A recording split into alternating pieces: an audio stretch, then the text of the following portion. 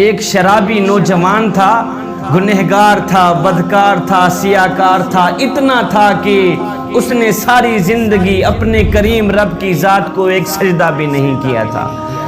جب موت کا وقت قریب آیا تو اس نے اپنا سر اپنی ماں کی گود میں رکھا، اپنا سر ماں کی گود میں رکھ کر کہنے لگا، ماں ساری زندگی میں نے گناہوں میں گزاری ہے، ساری زندگی میں نے شراب پیتے ہوئے گزاری ہے، ساری زندگی میں نے اللہ کی نافرمانی کرنے میں گزاری ہے، ساری زندگی میری برباد ہو گئی ہے نادانی کی وجہ سے۔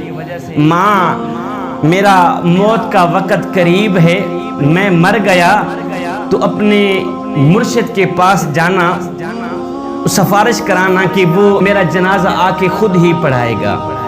صاحب ظاہر ہے کہ مرشد جب جنازہ پڑھانے کے لیے آئے گا تو 4 بندے بھی اس کے ساتھ ہوں گے، نہیں تو میرا جنازہ کون پڑھے گا؟ میں تو اتنا گنہگار ہوں، بدکار سیاکار ہوں، میں نے ساری زندگی شرابیں پیتے ہوئے اللہ کی نافرمانی کرتے ہوئے گزار دی۔ اللہ اکبر۔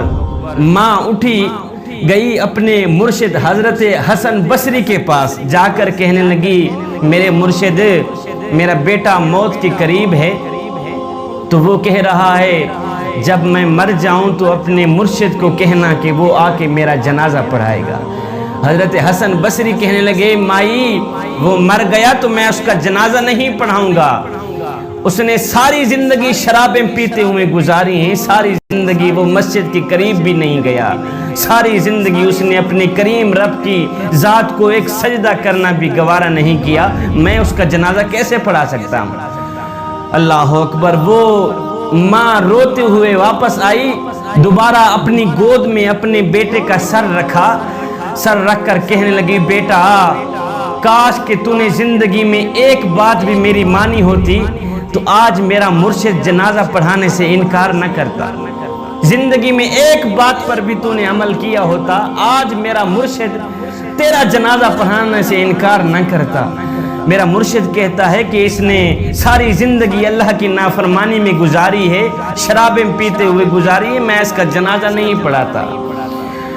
اللہ اکبر۔ نوجوان رونے لگ گیا۔ جوانوں سنو، نوجوان کی آنکھیں خون کے آنسو بہانے لگ گئی، ماں تڑپنے لگ گئی۔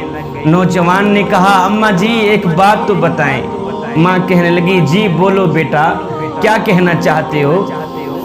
نوجوان نے کہا، ماں مجھے اتنا بتا دے کہ میرے گناہ زیادہ ہیں یا میرے کریم رب کی رحمت زیادہ ہے؟ میرے گناہ زیادہ ہیں، میری بدکاریاں زیادہ ہیں، یا اس کریم رب کی رحمت زیادہ ہے؟ ماں خاموش رہی، ماں نے کوئی جواب نہ دیا۔ اس کے بعد بیٹا رو کر کہنے لگا، ماں مجھے ایک بات تو بتا دے، اگر ایک لمحے کے لیے تجھے میرا کریم رب مہلت دے دے، تجھے میرا اللہ مہلت دے دے، اے گنہگار کی ماں، اگر تو چاہے تو اس گنہگار بیٹے کو جنت میں بھیج دے، اگر تو چاہے تو اس کو جہنم میں بھیج دے، اگر ایک لمحے کے لیے میرا اللہ تجھے مہلت دے بھی دے تو مجھے کہاں ڈالے گی؟ جنت میں ڈالے گی یا جہنم میں پھینک دے گی؟ ماں فوراً بولی، نہیں بیٹے، اگر مجھے ایک لمحے کے لیے بھی میرا اللہ مہلت دے دے تو میں تجھے جنت کا دروازہ کھول کے اندر ڈال دوں گی، جنت میں ہی بھیج دوں گی، فوراً بھیج دوں گی۔ نوجوان تڑپ کر کہنے لگا، اماں جی جو خدا 70 ماؤں سے بھی زیادہ محبت کرنے والا ہے وہ مجھے جہنم میں کیسے ڈال سکتا ہے؟ تو ایک ماں جتنا پیار کرتی ہے، وہ میرا کریم رب 70 ماؤں سے بھی زیادہ محبت کرتا ہے مجھ سے، وہ مجھے جہنم میں کیسے ڈالے گا؟ یہ کہتے ہوئے خشیت الہی میں آ کر آنکھوں سے آنسو بہاتے ہوئے، آنکھوں سے نیر بہاتے ہوئے نوجوان کی روح پرواز کر گئی۔ ادھر ماں رو رہی تھی، دوسرا کوئی رونے والا نہیں تھا بیٹے کو، ادھر کسی نے دروازے پہ آ کے دستک دی۔ ماں نے جب دروازہ کھولا تو سامنے مرشد کریم نظر آئے، حضرت حسن بصری نظر آئے۔ محترمہ کہنے لگی، مرشد کریم آپ نے تو مجھے جواب دیا تھا، آپ کیسے آ گئے؟ آپ کو کیسے پتہ چلا کہ میرا بیٹا فوت ہو گیا ہے؟ مرشد کریم کہنے لگے، محترمہ جی جب تو میرے پاس آئی تھی اس وقت میں سونے لگا تھا، میری آنکھ لگی، خواب میں کسی کہنے والے نے کہا، میاں تو سویا ہوا ہے اور میرے یار کا جنازہ کون پڑھائے گا؟ حسن بصری تو یہاں پہ سویا ہوا ہے، ادھر میرا یار مرا ہوا ہے، میرا دوست مرا ہوا ہے، جا میرے دوست کا جنازہ پڑھا کیا۔ ہے ادھر ندامت کے 2 آنسو بہے تھے، ادھر ندامت اور شرمندگی خشیت الہی میں آ کر آنکھوں سے 2 آنسو بہے تھے، ادھر بخشش کا فیصلہ ہو گیا تھا، ادھر مغفرت کا فیصلہ ہو گیا تھا۔ ایک آنسو کی مار تھی، سارے کے سارے گناہ معاف کر دیے گئے۔